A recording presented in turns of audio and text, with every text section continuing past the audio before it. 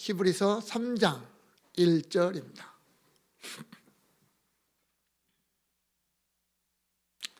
찾으셨으면 우리 한 절 같이 읽도록 하겠습니다.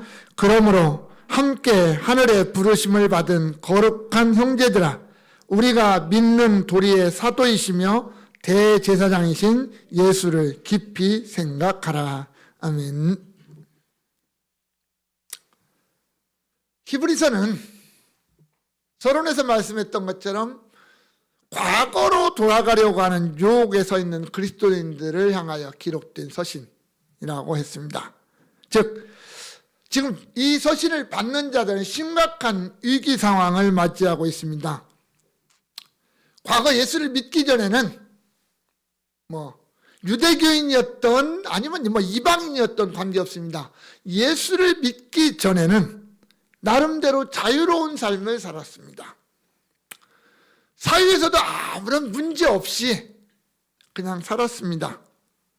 이웃과의 관계도 원만했습니다. 그런데 문제는 예수를 믿으면서 이제 발생하기 시작합니다.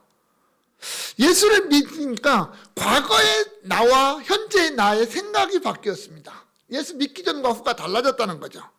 가치관이 바뀌고요, 삶이 바뀌었습니다. 그리고 나의 어떤 변화된 모습이 주변의 이웃들에게 또는 사회에게 큰 도전을 주었고 걷잡을 수 없는 파장을 일으키는 그런 역사가 나타났습니다. 이런 그리스도인의 모습이 처음에는 선한 모습으로 등장을 합니다. 신선했거든요. 그런데 시간이 지나면서 이게 이제 문제가 하나씩 등장하는데 뭐냐면 이 예수 믿는 자들이 목에 걸린 가시처럼 느껴지는, 저 세상이 볼 때 목에 걸린 가시처럼 느껴지는 현상이 이제 나타나기 시작합니다. 왜냐하면 내 삶과 저 그리스도인의 삶을 비교해 보니까 이게 문제가 있어요. 내가 생각해도 내 삶은 개판인데 쟤들은 좀 뭔가 고상한 삶을 살아간다 이거죠. 예수 믿는 자들이. 나보다 훨씬 수준 높은 삶을 살아가요, 저들이. 그리스도인들이 그래요. 그러다 보니까 한편에서는 부럽기도 하지만 이게 좀 지나치면 어떻게 되냐면 질투와 시기로 일어나는 거죠.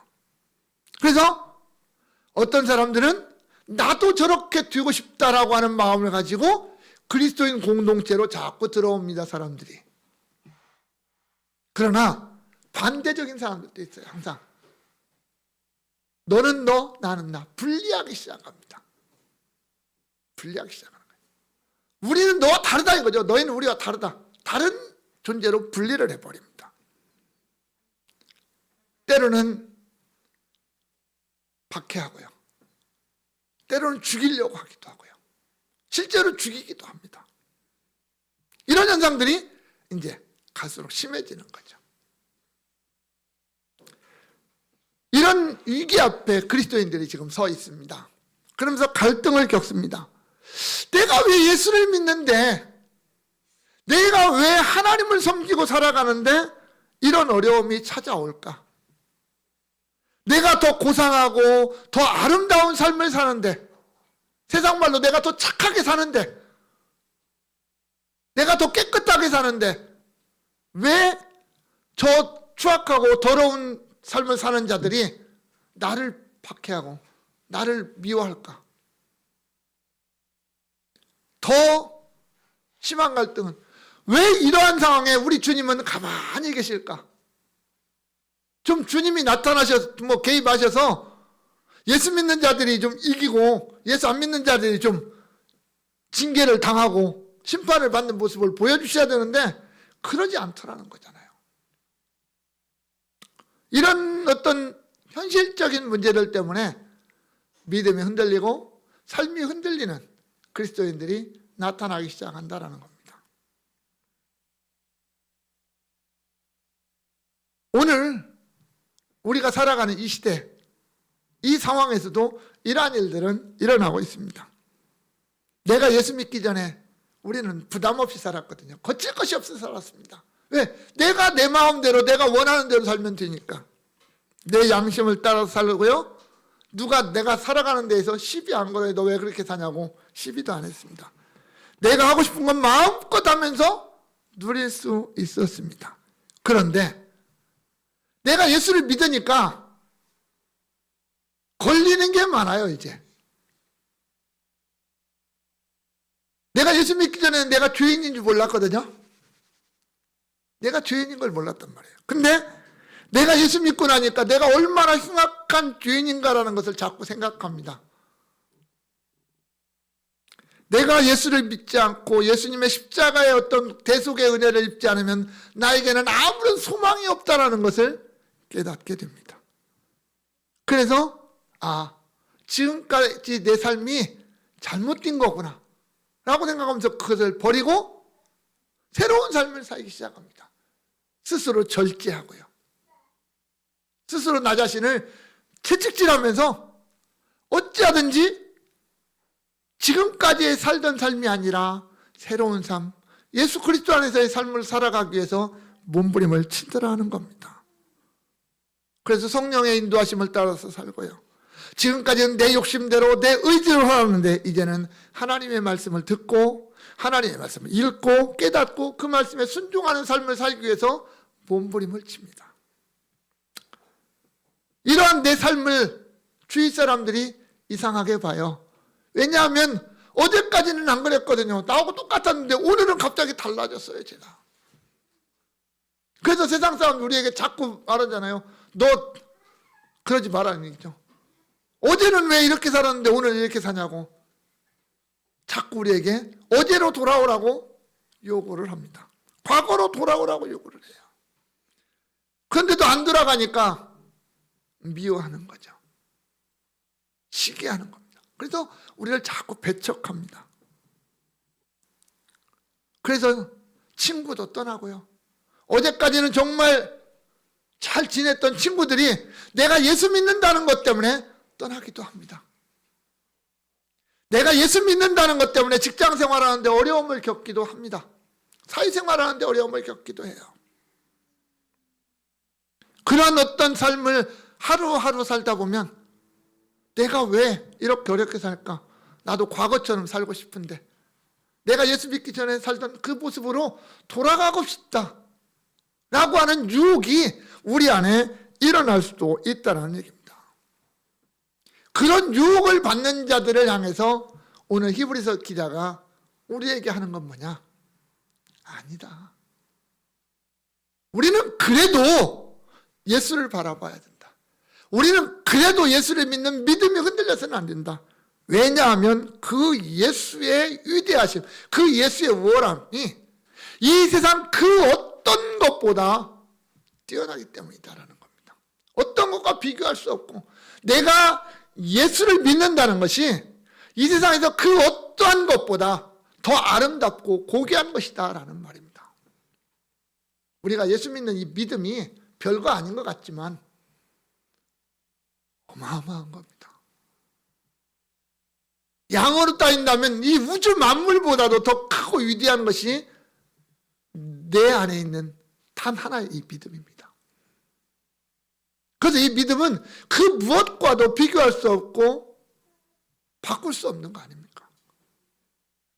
그런데 그 믿음의 대상이 바로 예수 그리스도라는 거잖아요. 우리가 히브리서 1장과 2장에서는 그 예수 그리스도가 얼마나 위대하시냐? 천사보다도 위대하시더라 라는 말을 했습니다. 천사보다 위대하시다.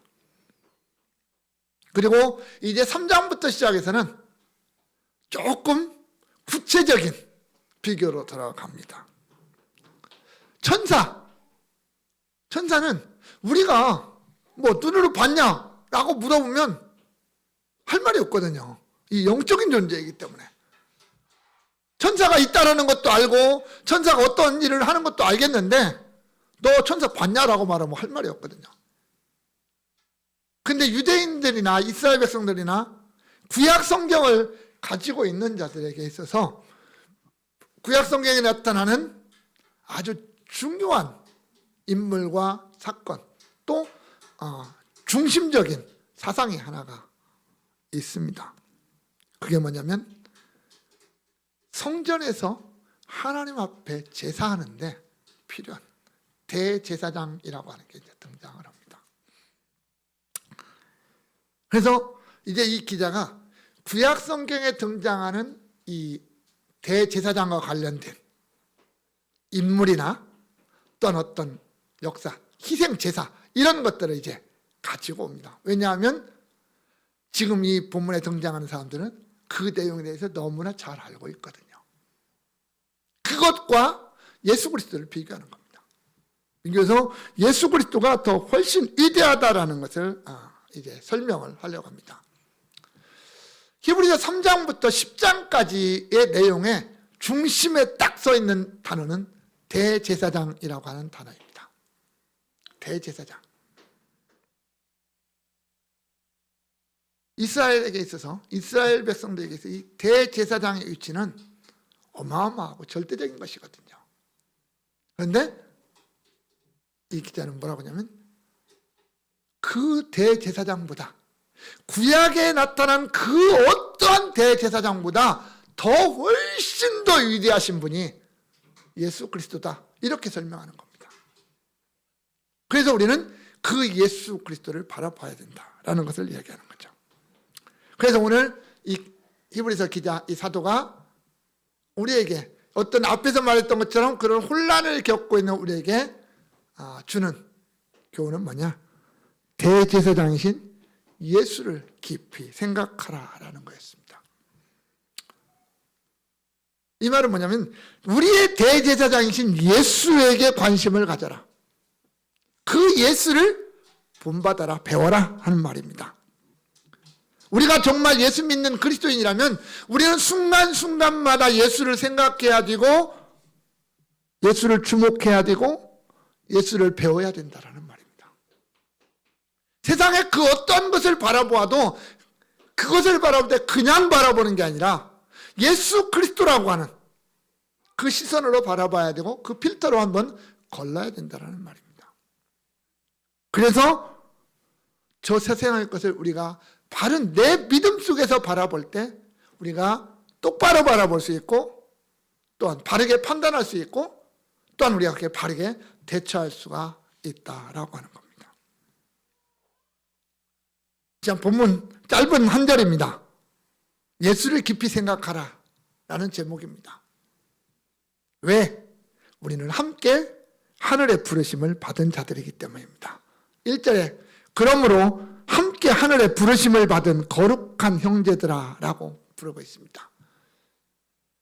이 표현이 이 히브리서를 지금 이 편지를 받는 사람들이 누구냐라고 하는 것을 보여줍니다. 그들의 실상을 보여주는 거죠.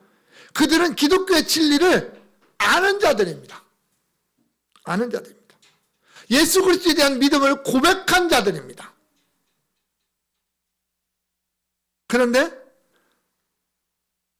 오늘날 우리는 쉽게 이해가 되지만 그때 당시에는 이 서신이 기록될 당시에는 그들에게 아주 생소한 표현이 하나가 담겨 있는데 그게 바로 하늘의 부르심이라고 하는 거예요. 이 부르심이라고 하는 이 단어가 그 헬라 사회에서 사용될 때는 어떤 부름이나 어떤 초대 이런 의미로 사용이 됐는데 이건 뭐냐면 어떤 그 공적인 부름이에요. 공적인 부름. 그러니까 뭐 국가에서 공적으로 뭐 군인들을 징병한다든지 아니면 어떤 일꾼을 부른다든지 하는 어떤 그러한 의미로 쓰여질 때 이 부른다라는 개념이 있습니다. 그런데 신약 성경에서는 이 부르심이라고 하는 이 개념이 세상 사람들이 생각하는 어떤 개념과 다른 모습으로 등장을 합니다. 신약 성경에 11번 등장하는데 9번을 바울이 썼거든요. 그러면서도 이 부르심이라는 단어가 철저하게 누구와 관련되냐면 하나님과 관련됩니다. 오늘 본문에서도 같은 개념으로 사용되죠.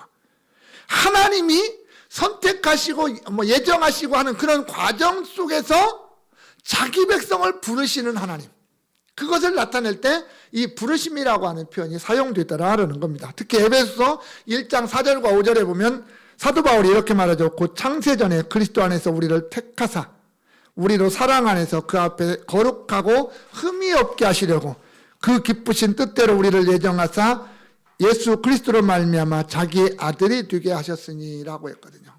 이 부르심 이거예요. 이것이 하늘의 부르심의 진정한 의미가 되겠죠. 성부 하나님께서 영원전에 예수 그리스도 안에서 택하셨고 성령을 통해서 우리를 부르신 것, 이것이 부르심의 참 모습이라는 말입니다. 결국 성도는 구별된 자들이고 특별한 사람들입니다. 왜냐하면 성부 하나님이 선택하셨다라는 거예요. 그리고 예정하셨다라는 거예요. 자기 백성들로, 성도로 하나님께서 선택하시고 예정해 놓은 자들이에요. 그리고 그들을 위해서 예수 그리스도가 대속사역을 하셨다라는 거죠. 자기의 피로 대속하셨다라는 거예요.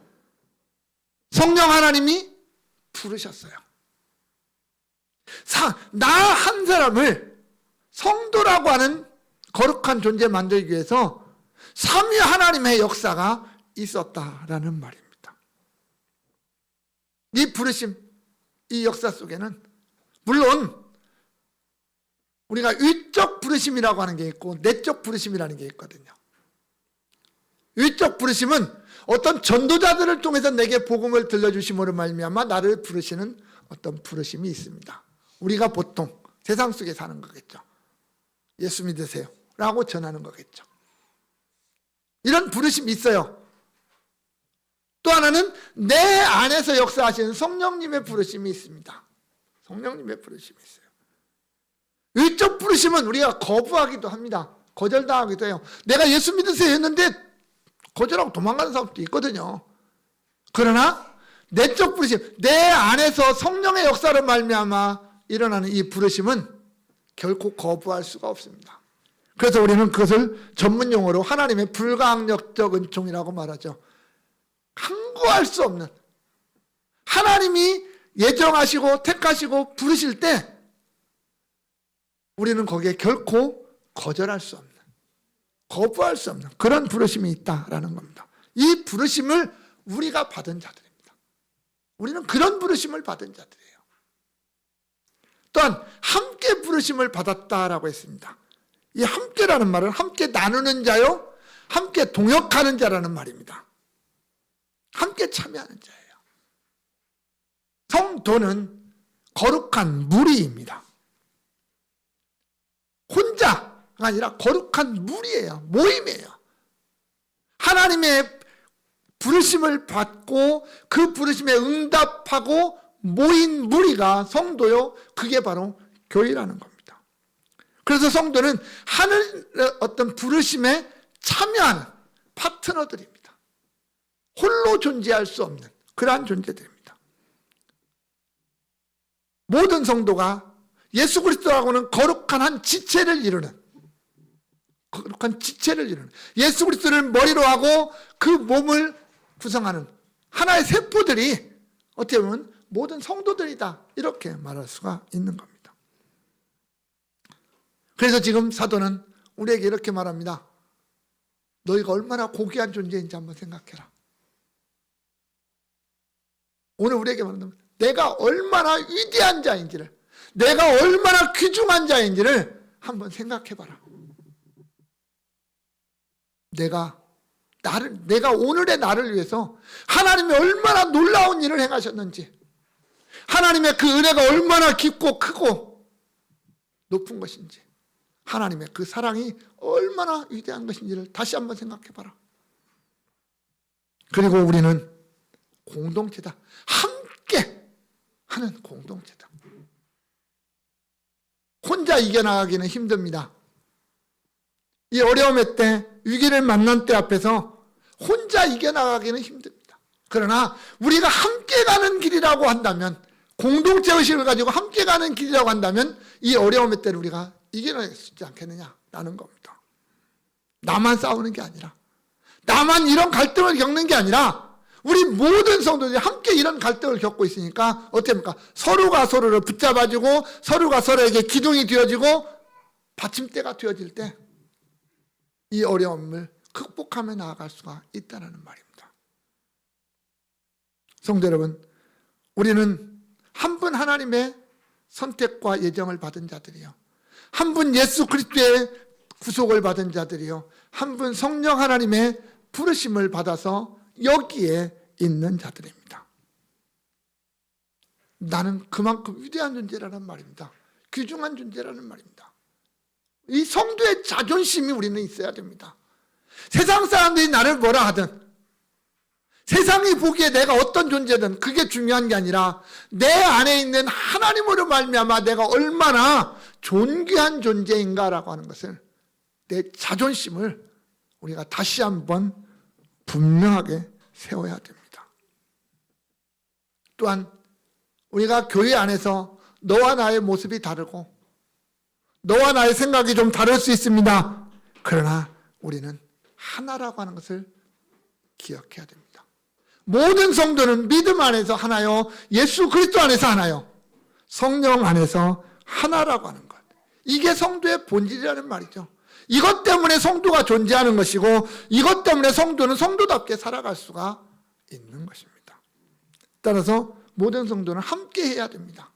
함께 슬퍼하고, 함께 즐거워하고, 함께 기뻐하고, 함께 형통의 길을 걸어갈 수 있는, 그리고 함께 어려움을 나눌 수 있는 존재, 그게 성도들입니다.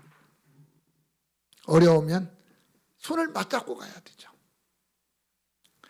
전도서 4장 12절에 보면 이런 말씀이 있습니다.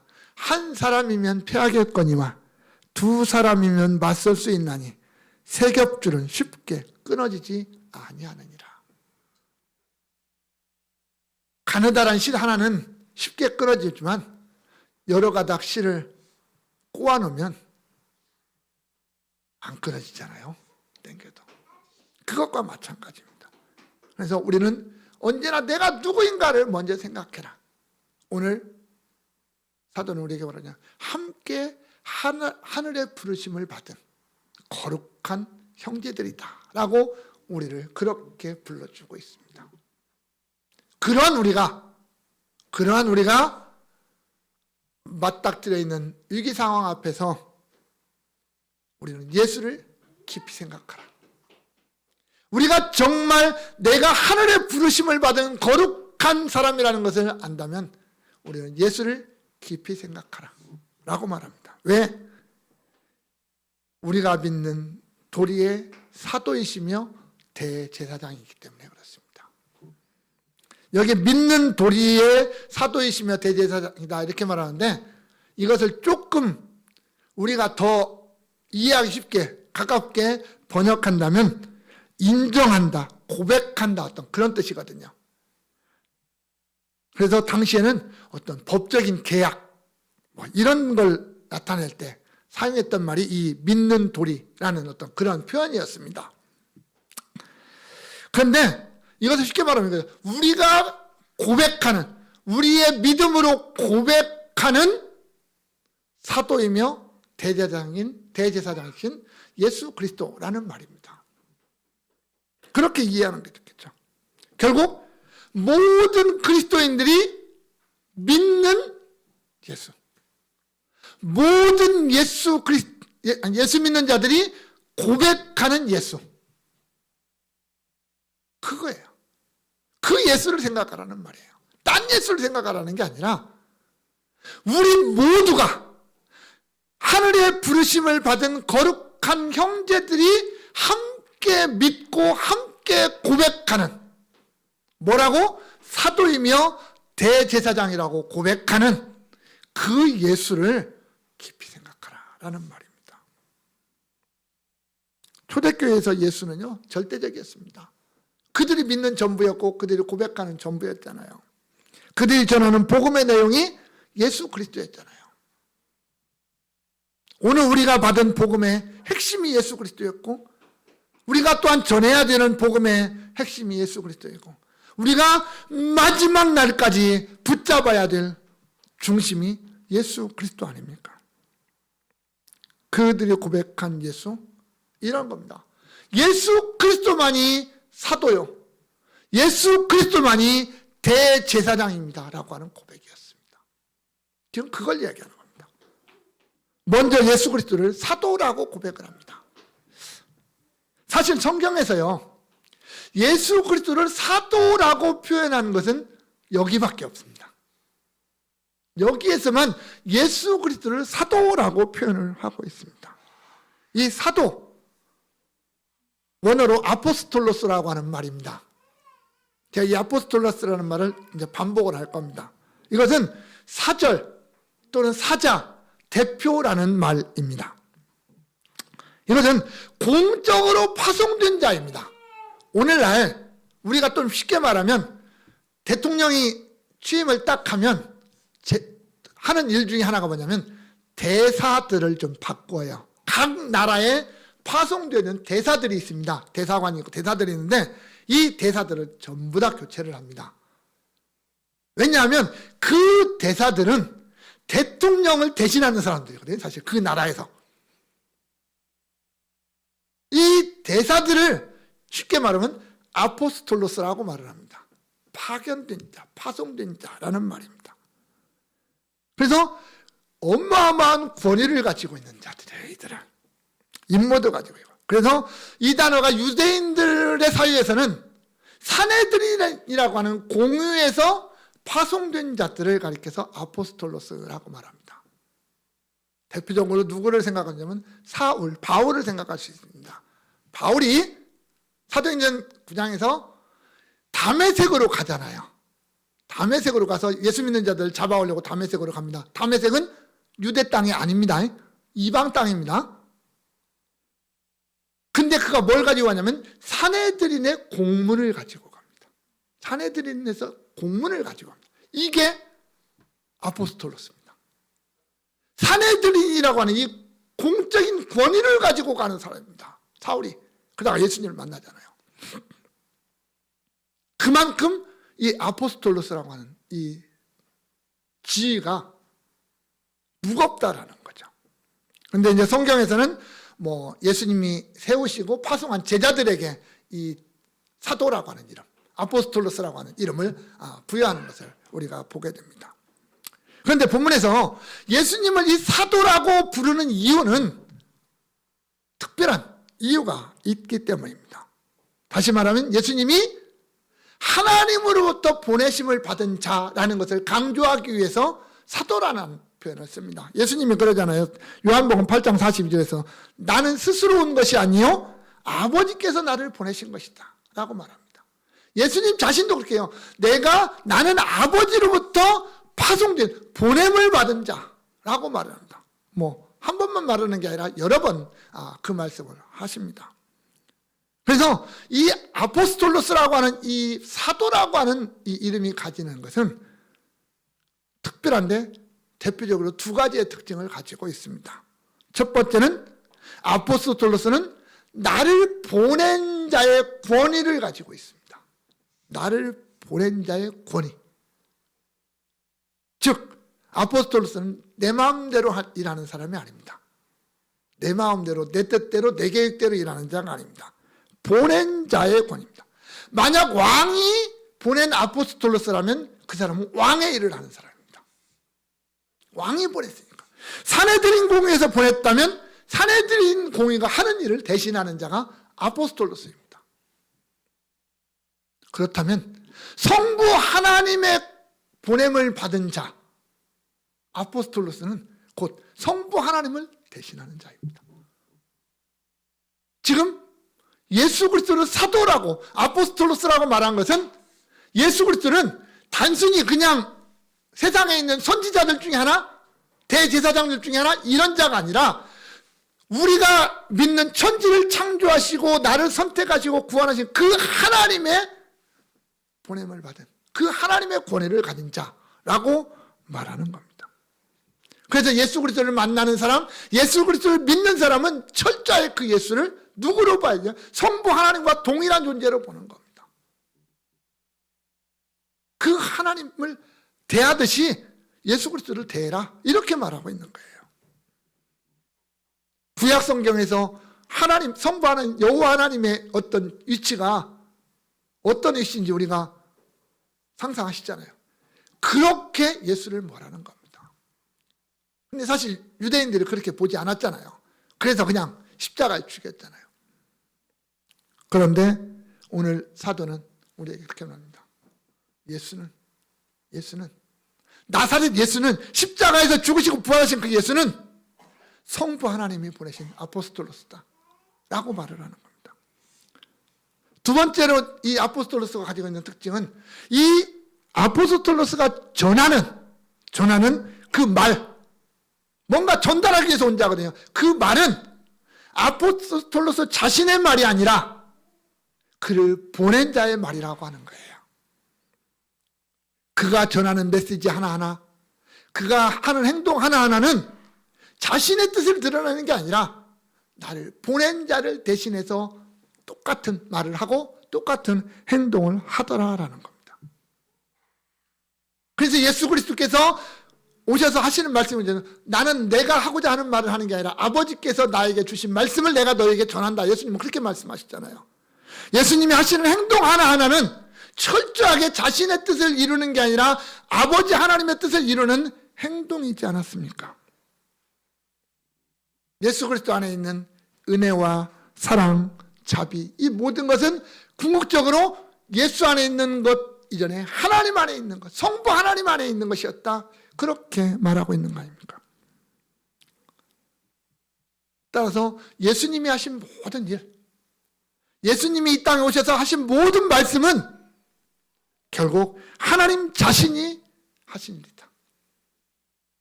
하나님의 말씀을 직접 들려준 것이고 하나님의 모습을 직접 드러내 주신 것이다. 그래서 예수님이 그러잖아요. 나를 본 자는 아버지를 본 자다. 빌립보가 그렇게 말씀하고 있는 거잖아요. 이것을 거꾸로 말하면 예수 그리스도의 말씀을 거역하는 것은 하나님의 말씀을 거역하는 것이고, 예수님의 행동을 부인하는 것은 하나님의 역사를 부인하는 것이다라는 말입니다.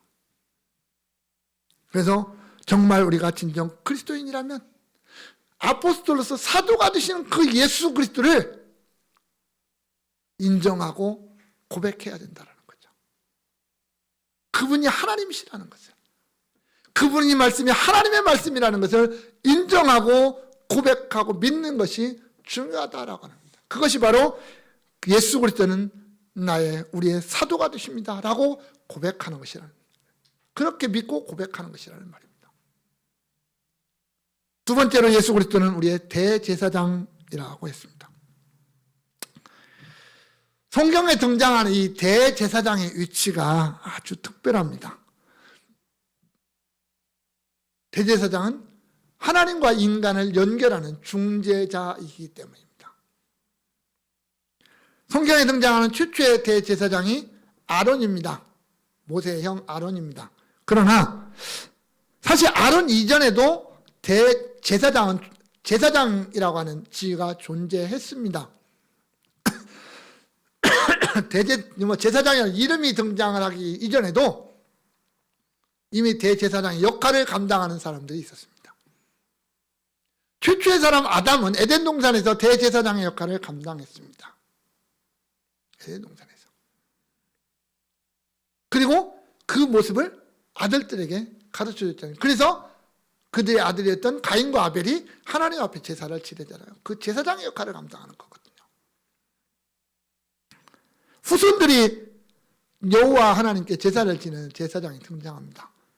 그리고 가장 신비한 제사장이 한 사람이 있다면 아브라함 시대에 있었던 살렘 왕 멜기세덱이라고 하는 제사장이 이제 등장을 하기도 합니다. 우리가 뒤에서 이제 또 한번 살펴볼 그 멜기세덱이라고 하는 제사장도 있었습니다.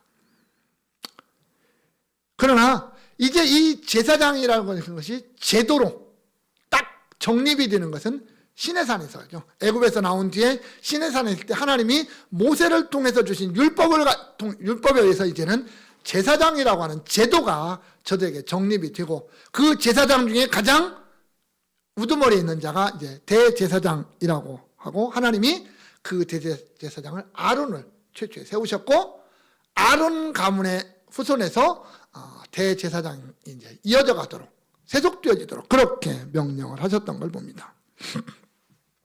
그런데 이 대제사장이 하는 일 가운데 가장 중요하고 핵심적인 일이 뭐냐면 백성의 죄를 속하는 일입니다.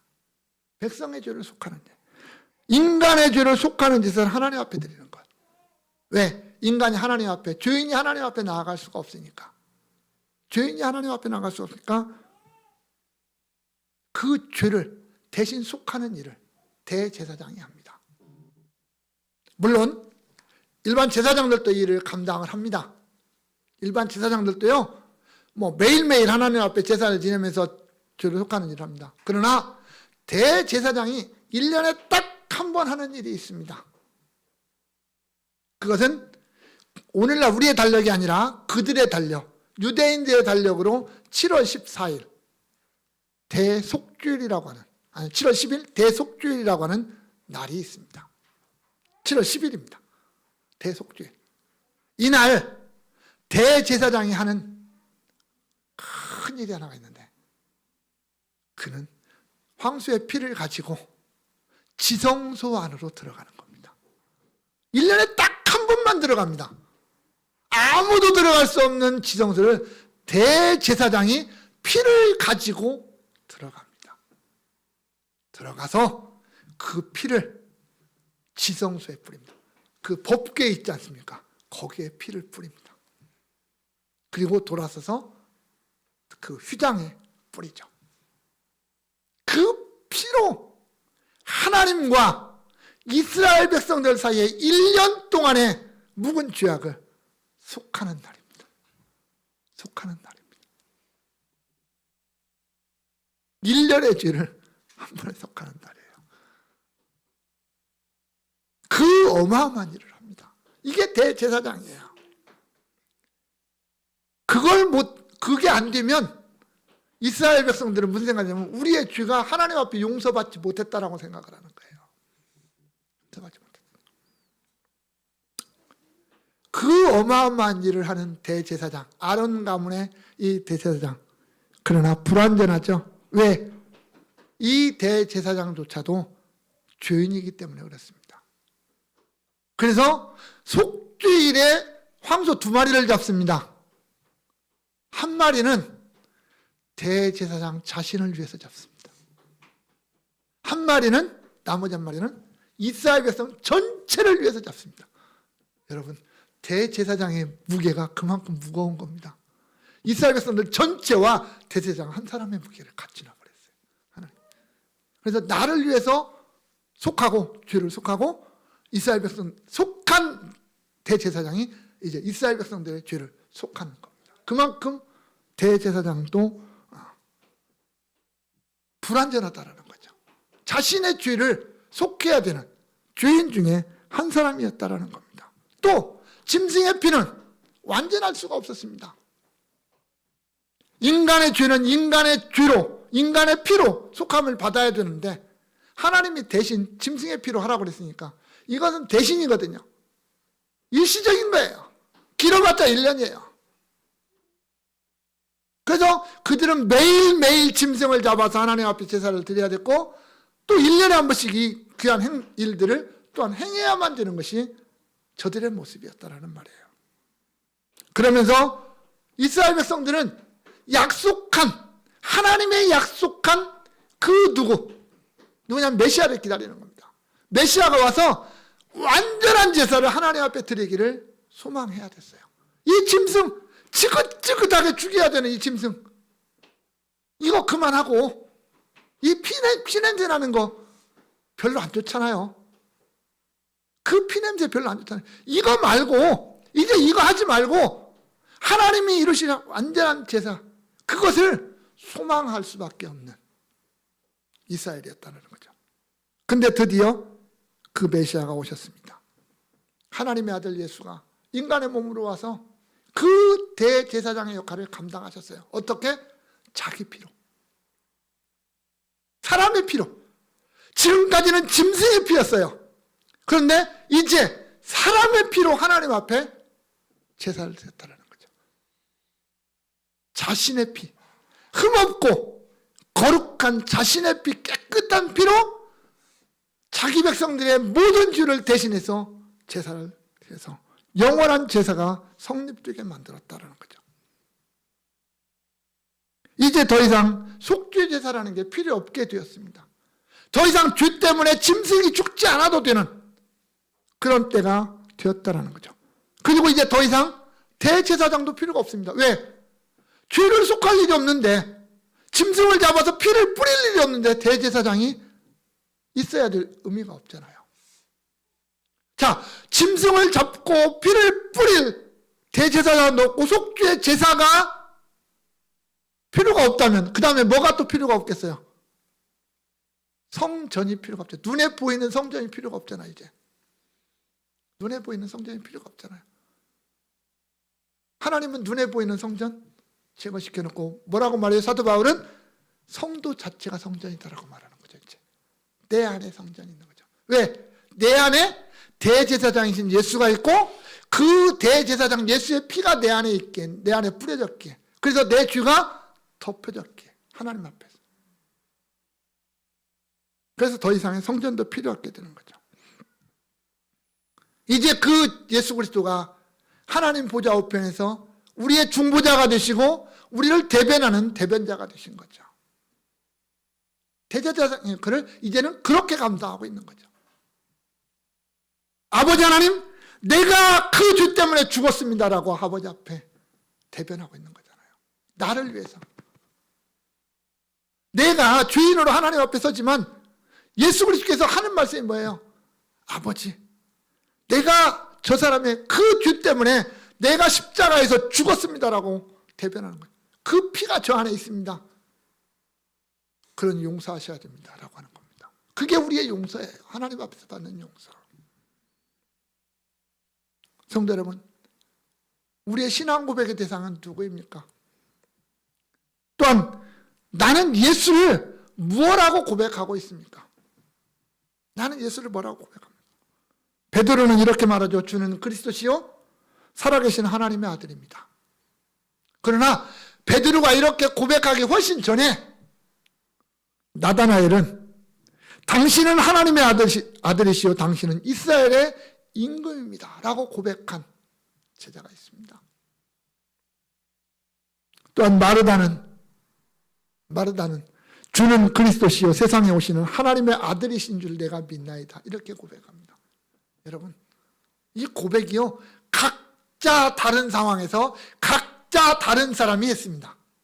그죠? 상황과 형편이 다 다른 상황에서 했어요. 그런데 내용은 똑같습니다. 똑같습니다. 뭐 표현은 다르지만 의미는 똑같다는 거죠. 예수님만이 하나님이 보내신 자요. 예수님만이 우리를 구원하시는 대제사장이다. 이렇게 하는 고백입니다. 우리의 고백, 이렇게 고백해야 되지 않겠습니까? 내가 예수를 뭐라고 고백할지, 내가 믿는 예수를 뭐라고 얘기할지, 누군가가 여러분에게 와서 정말 예수가 너에게는 누구냐라고 물어보면 여러분들 뭐라고 고백하겠습니까?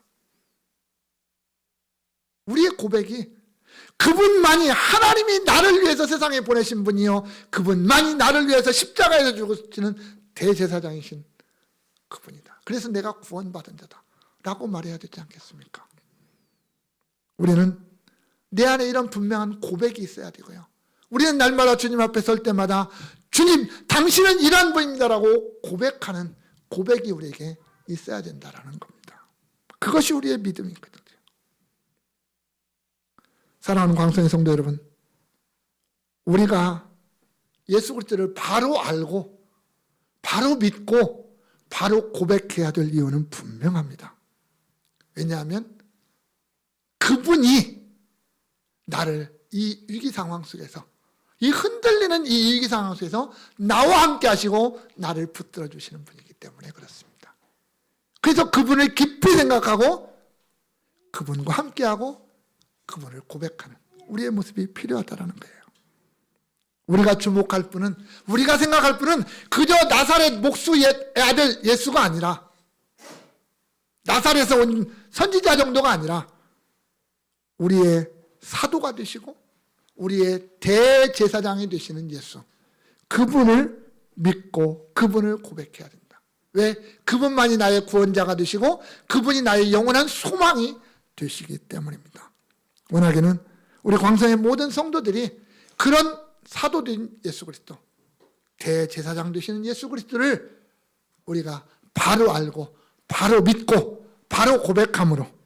그 어떠한 상황 속에서도 흔들리지 아니하고 우리의 굳건한 믿음을 세상에 드러내는, 그리고 그렇게 살아가는 저와 여러분들 다 될 수 있기를 주님의 이름으로 축원합니다. 우리 다 같이 한번 기도합니다. 기도할 때 정말 주님만이 나의 주인이요, 나의 왕이요, 나의 구주요, 나의 생명입니다 라고 고백하면서 내가 그 주님 앞에서 주님을 바로 믿고 바로 고백하며 주님과 함께 가는 우리의 발걸음이 되게 해달라고 우리 다 같이 동성으로 기도하겠습니다. 우리의 참 목자장 되신 우리 주 예수 그리스도의 은혜와 하나님 아버지의 그 아들 아낌없이 주신 그 놀라운 사랑과 오늘도 그 예수를 향한 굳은 믿음을 가지고 조금도 흔들리지 않냐고 끝까지 달려가도록 우리에게 힘을 주시고 믿음 주시고 용기 주시는 성령님의 역사가 여기 모인 주의 백성들 머리 위에 영원까지 함께 있을지어다. 아멘.